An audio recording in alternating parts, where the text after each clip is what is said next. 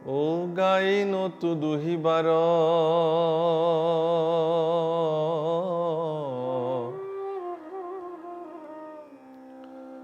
ও সময় হুৱন্তে গোয়া ও দামুৰি কমেলন্ত মুৰাৰি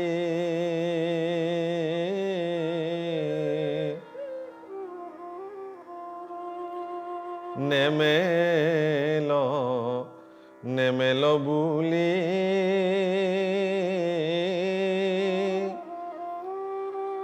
ও আমি সবে মাতো যেবে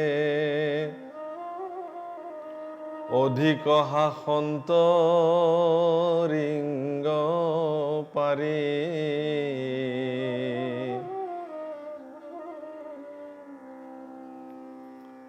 ও আমি গৃহ কামে আউল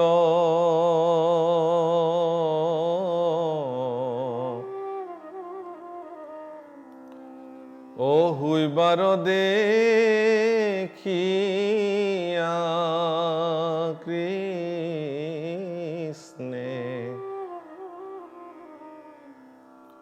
ও বানর গণক গেলই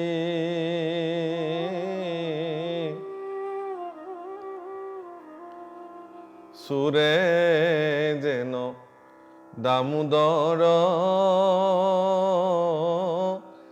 ও সে গোসায়া পখী ঘর চুরি কৰি শান্ত দুগ্ধ দৈ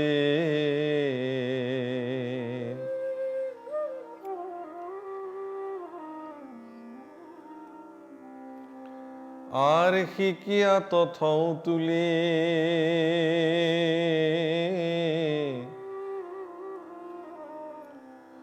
ও পিৰাউৰু খলে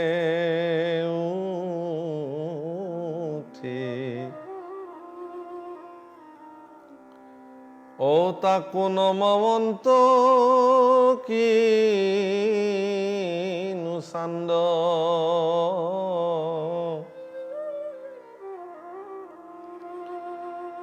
লুকান নজায়ান্ত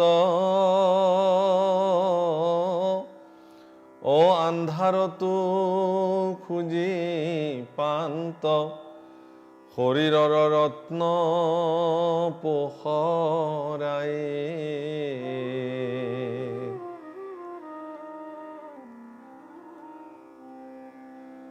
বাপসকল আইসকল ভগৱান কৃষ্ণৰ শিশুলীলাৰ অপূৰ্ব মহিমা আপোনাক সবে শ্ৰৱণ কৰি আছে। ঈশ্বৰ কৃষ্ণৰ এই গুণানুকীৰ্তন মধুৰ লীলা অপূৰ্ব লীলাসমূহ শ্ৰৱণ কৰিবৰ কাৰণে ব্ৰহ্মায়ো বাঞ্ছা কৰে। সমস্ত বেদজ্ঞ ঋষিসকল দেৱতাসকল গন্ধৰ্ব কিন্নৰ সকলোৱে ভগৱানৰ এই অপূৰ্ব লীলা শ্ৰৱণ কৰিবৰ কাৰণে উৎসুক হৈ থাকে। কি অপূৰ্ব লীলা, সাধাৰণ মনুষ্যৰ নিচিনা কৰিছে কিন্তু অপূৰ্ব। দিনে দিনে গোকুলত বাঢ়িবলৈ লোৱা ভগৱান কৃষ্ণই সমস্ত গোকুলবাসীক এনেকুৱা উপদ্ৰৱ কৰিছে, উপায় নাপায় তেওঁলোকে যশোদাৰ ওচৰত আহি গোচৰ তৰিবলৈ আহিছে। গোচৰবিলাক 1 নম্বৰ 2 নম্বৰকে দিছে। ভগৱান কৃষ্ণক দোষী সাব্যস্ত কৰিবলৈ যশোদাৰ আগত গোপীসকলে প্ৰথম গোচৰ দিছে যে আমাৰ গাই দুৱাবলৈ নহওঁতে বাছুৰিবিলাক এৰি দিয়ে।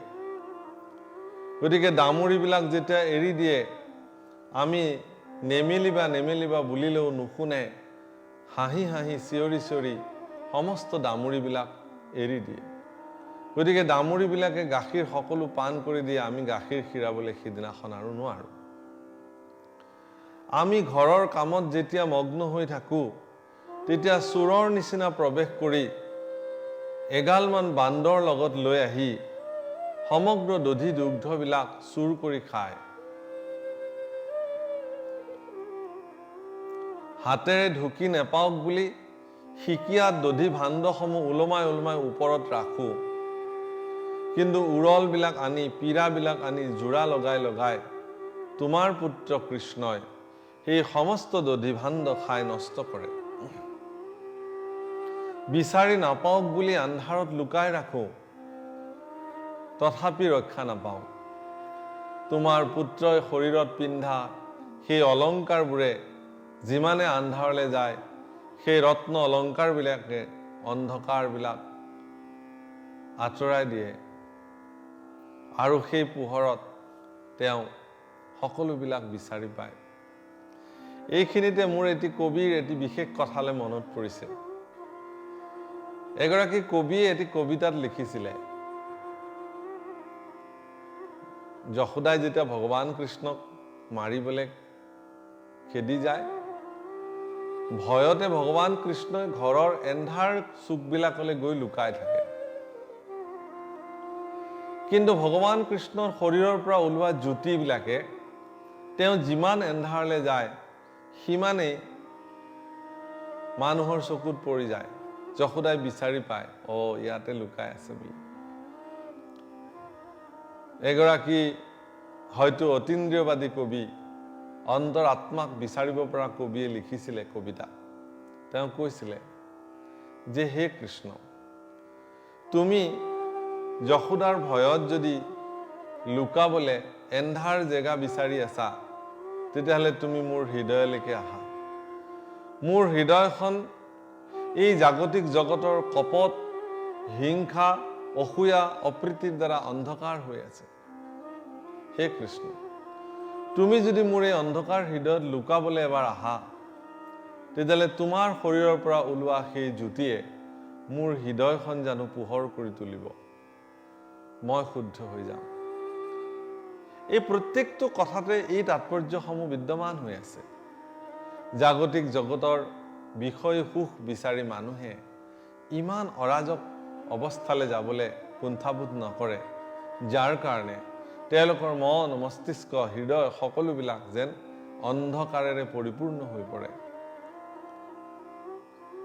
তেনেকুৱা এখন হৃদয়ত যদি ভগৱান কৃষ্ণৰ এই চৰিত্ৰসমূহ অন্বেষণ কৰিবলৈ আৰম্ভ কৰে, তেনেকুৱা এখন হৃদয়ত যদি ভগৱন্ত পুৰুষৰ এই লীলাসমূহ যদি ঠাই পাবলৈ আৰম্ভ কৰে, তেতিয়াহ'লে দেখিব যে জাগতিক জগতৰ অসূয়া, অপ্ৰীতি, হিংসা, এই কলুষিত ব্যৱস্থাৰ পৰা সেই ব্যক্তিজনৰ হৃদয়খন ভগৱন্তৰ কৃপাৰে উদ্ভাসিত হ'ব আৰু পোহৰমুখী চিন্তালৈ গতি কৰিব। সেইকাৰণে গুৰুসকলৰ প্ৰতি প্ৰাৰ্থনা, ওম असतु मा सद्गमय तमसु मा ज्योतिर्गमय মৃত্যুৰ মাম অমৃতম গময়। ইয়াত তামাসু মা জ্যোতিৰ্গময়, হে পোহৰ দিওঁতা, গুৰুৰ প্ৰতি প্ৰণাম কৰিছে, মোক এন্ধাৰৰ পৰা পোহৰলৈ লৈ যোৱা। অৰ্থাৎ গোপীসকলে ভগৱান কৃষ্ণৰ অপৰাধৰ খতিয়ান যশোদাৰ আগত দাঙি ধৰিছে আৰু অপৰাধসমূহ কৈ যাওঁতে বৰ তাৎপৰ্যপূৰ্ণ এটি অপৰাধ বৰ্ণন কৰিছে, যে আমি যদি এন্ধাৰতো লুকাই ৰাখোঁ আমাৰ লৱণোবিলাক, দধি দুগ্ধবিলাক, তোমাৰ পুত্ৰৰ শৰীৰৰ পৰা ওলোৱা পোহৰে সেই সমস্ত এন্ধাৰৰ লৱণো তেওঁ বিচাৰি পায়।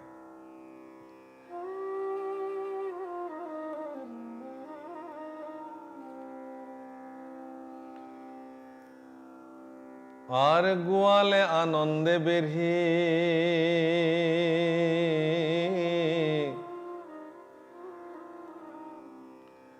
ও সুৰ বুলি পাৰে গেৰি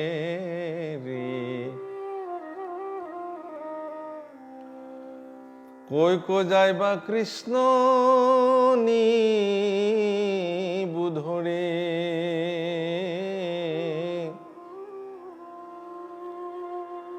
মাতন্ত ধূৰ্তালি বাক ও দৰাসন্ত আশী কাক তই সুৰময়ী সদগিৰি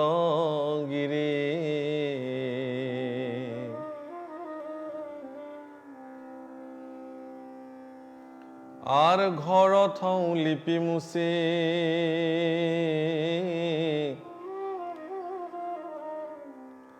ও তাতো ভরসি পলাই জানত ও আমি হাসি মরু বুকু ফাটি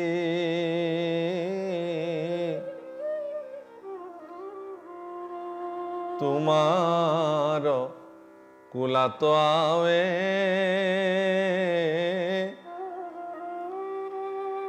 ও নমাতিয়া সন্ত কৃষ্ণে যেন সুবিনীত শিশু গুটি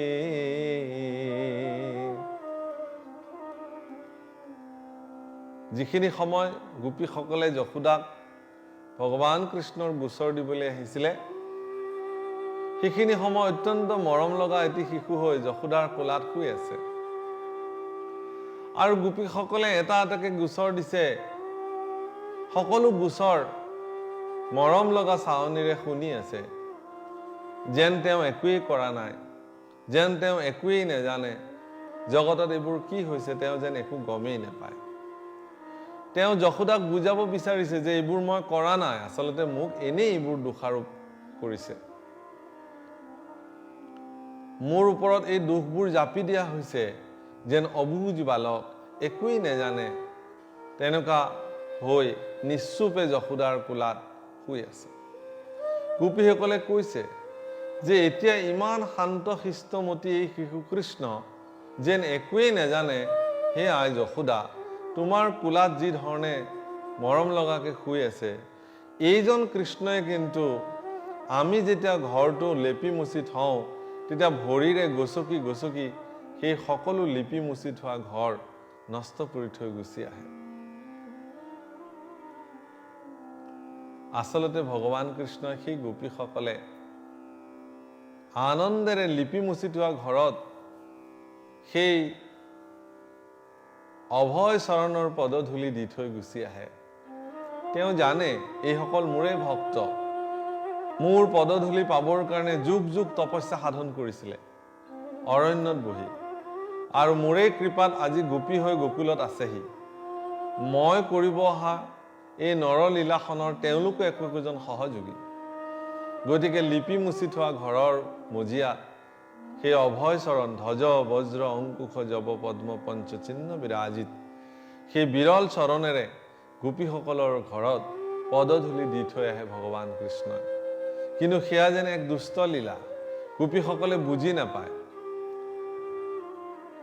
বিষয় সুখত থাকি মায়াৰ আচ্ছাদনত থাকি ভগৱান কৃষ্ণৰ সেই অপূৰ্ব লীলা তেওঁলোকে ধৰিব পৰা নাই এবাৰ মোক শিশু এটি প্ৰশ্ন কৰিছিলে যে হে প্ৰভু ঈশ্বৰ আমি ভগৱানৰ সকলো আদৰ্শ গ্ৰহণ কৰোঁ কিন্তু ভগৱান কৃষ্ণই যে লোকৰ ঘৰত চুৰ কৰি খাইছে সেই আদৰ্শ আমি গ্ৰহণ কৰিব লাগিব নেকি বৰ সাংঘাতিক প্ৰশ্ন হয়তো সকলোৰে মনত এনে প্ৰশ্ন দোলা দিব পাৰে কিন্তু মনত ৰাখিব ভগৱান কৃষ্ণৰ ক্ষেত্ৰত এই কথাটো গুৰুত্বপূৰ্ণ কথা বেলেগ ধৰণৰ আমি ভগৱানক প্ৰাৰ্থনা কৰোঁ কি দিব যাদৱ যদুৰায় ব্ৰহ্মাণ্ডৰ ভিতৰে যত বস্তু আছে সবে তোমাক পায় চোৰৰ সংজ্ঞা হ'ল কি যোনে আনৰ বস্তু নুসুধাকে আনে তাকে চোৰ বোলে বা মনে মনে আনে কিন্তু এই জগতৰ সকলো বস্তুটো ভগৱানৰে পৃথিৱীত যিমান দ্ৰব্য বস্তু আছে সকলো ঈশ্বৰৰ নিজৰ বস্তু আমি নিমিত্ত মাত্ৰ আধ্যাত্মিক জগতত ক'বলৈ গ'লে মই নিজেও ভগৱানৰ মই তোমাৰ প্ৰভু এই বুলি সমৰ্পিত হয়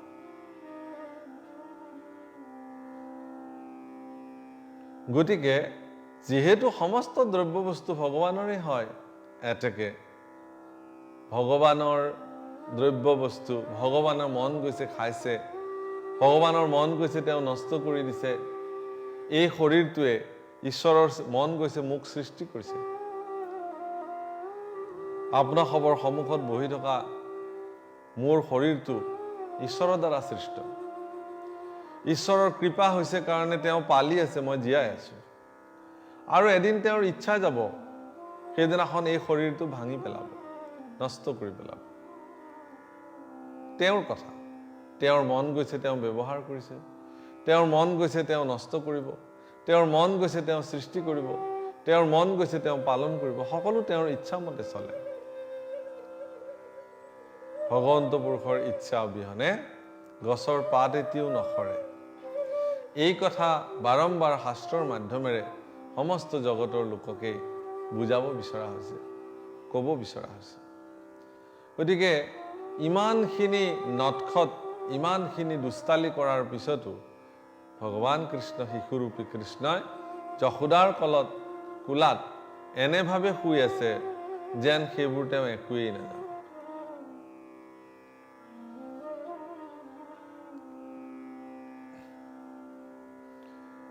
ৰাম কৃষ্ণৰ মুখক চাই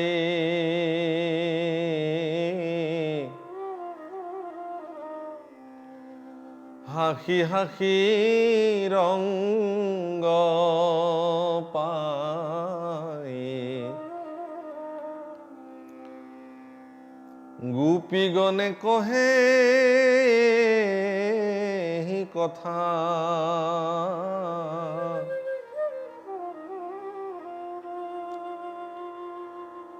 তৰ তৰ কৰি কৃষ্ণে ও মাৱৰ মুখক শান্ত, দেখি যশোদাৰ ভৈলা বেথা।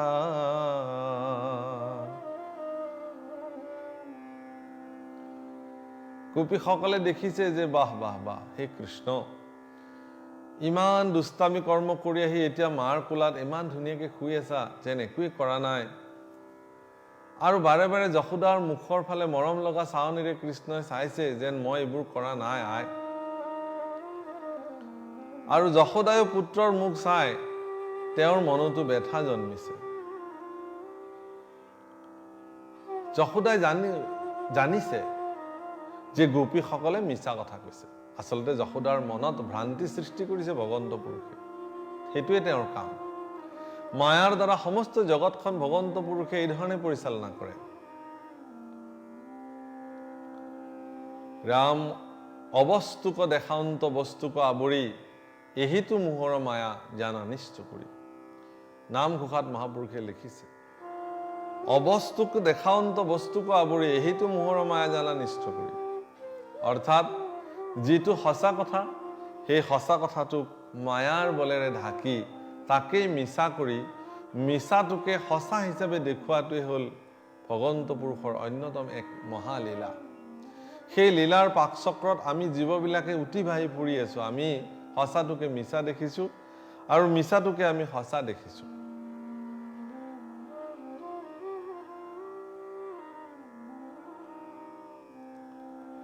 আৰু আজিও যশোদাক সেই মায়াৰ বলেৰে ভগৱন্ত পুৰুষে মানসিকভাৱে এনেকে ধৰণে বেৰি পেলালে, যশোদায়ো জানিলে যে এই গোপীসকলে মিছা অভিযোগ দিবলৈ আহিছে।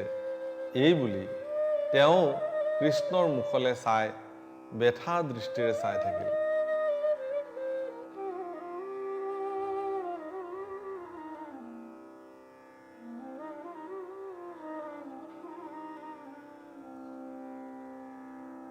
এ ৰাম নাহি ভয় বুলি বাণী,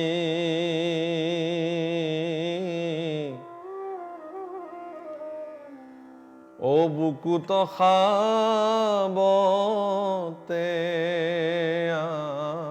আনি, মহা স্নেহে মুখে দিলা চুমা,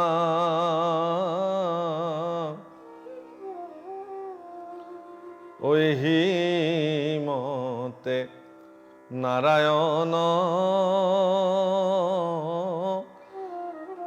কিৰিলন্ত অনু ক্ষণ শুনা কহু আৰু শিশু লীলা। যশোদাই কৃষ্ণক অভয় বান্ধি দিলে, হে ভগৱান, কি আচৰিত তোমাৰ লীলা। যিজন কৃষ্ণই সমস্ত জগতকে অভয় দিব পাৰে, সেইজন কৃষ্ণক আজি সাধাৰণ নাৰী এগৰাকী যশোদাই অভয় দিছে। হে কৃষ্ণ, হে মোৰ বালক, হে মোৰ বাচা, তুমি ভয় খাব নালাগে। এই গোপীসকলৰ কথাত মই পতিয়ন নেযাওঁ, তোমাক মই একো শাস্তি নিদিওঁ। এই বুলি মৰমেৰে বুকুত বাৰে বাৰে বাৰে বাৰে সাৱটি বান্ধি বান্ধি লৈছে। যি কৃষ্ণ সমস্ত জগতৰ অভয়দাতা, সেই কৃষ্ণক অভয় দিছে যশোদাই। কি বিচিত্ৰ লীলা। এই ধৰণে ঈশ্বৰ পুৰুষে গোকুলত অনেক প্ৰকাৰে লীলা সাধন কৰি সমস্ত গোকুলবাসীক আনন্দিত কৰিছে, ক্ৰীড়িছে। অনেক ধৰণে লীলাৰ জৰিয়তে তেওঁৰ জীৱনৰ যিবিলাক তত্ত্ব কথা, সেই তত্ত্ব কথাসমূহ জাগতিক জগতত এৰি থৈ গৈছে। আমি কেৱল তাক গ্ৰহণ কৰিব লাগে আৰু জীৱনত প্ৰয়োগ কৰি জীৱন ধন্য কৰিব লাগে। হে ৰাম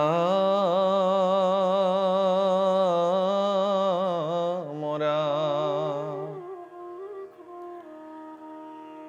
এহি মতে কৃষ্ণে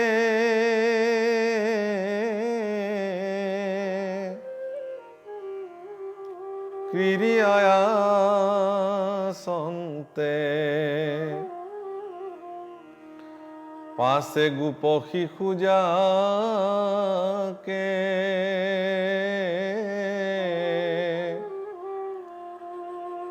ও কৃষ্ণে মাতি শান্ত বুলি গেৰি পাৰে, যশোদা শুনিলা তাকে।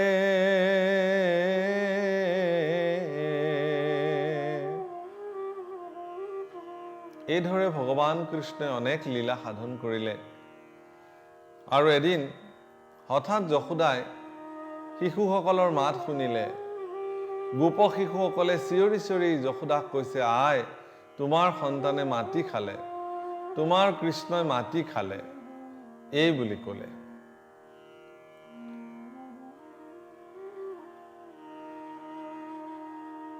আৰ খাইব মুণ্ড বুলি কৃষ্ণ হাতত,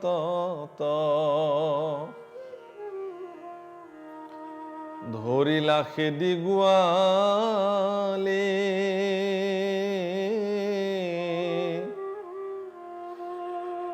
আৰ কেনে মাটি খাইলি বলাই আদি কৰি,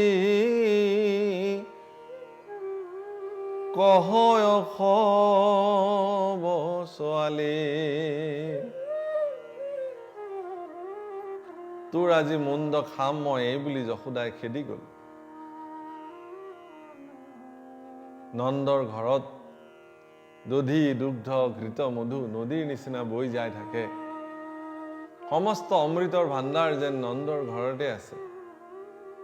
ইমানবিলাক থকাৰ পিছতো নন্দৰ পুত্ৰই যেতিয়া মাটি খাইছে, এই খবৰ যেতিয়া যশোদাৰ কাণত পৰিছে, প্ৰচণ্ড খঙেৰে যশোদাই খেদি গৈছে আৰু কৃষ্ণৰ হাতত থাপ মাৰি ধৰি, কিয় মাটি খালি, এই বুলি বলাই প্ৰমুখ্যে সমস্ত শিশুক তেওঁ সুধিছে, কিয় মাটি খালি কোৱা।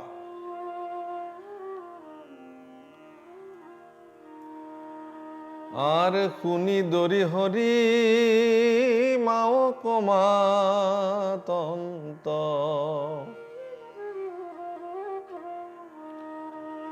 হবে মিছা মাতে আই,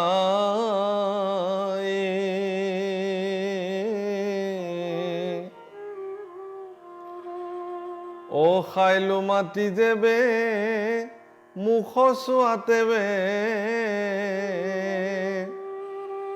দেখা অন্ত বেন্ত বাই।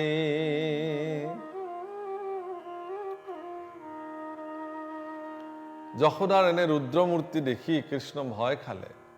ভয়তে কম্পমান কৃষ্ণই মাকক ক'লে, আই, এইসকলে মিছা মাতিছে, মইনো ক'ত মাটি খালোঁ, তুমি মোৰ মুখখন চোৱাচোন বুলি মুখখন মেলি যশোদাক কৃষ্ণই দেখুৱালে।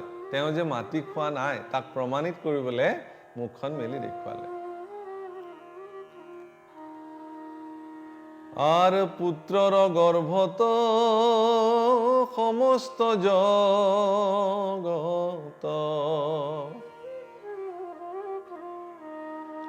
যশোদা দেশন্ত পাছে।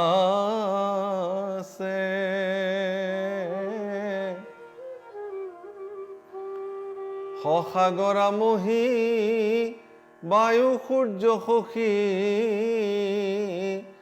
তারা গণু তৈতে আছে।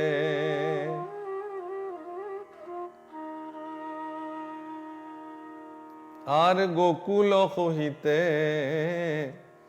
আপোনাক তৈতে দেখিয়া শংকিত সতী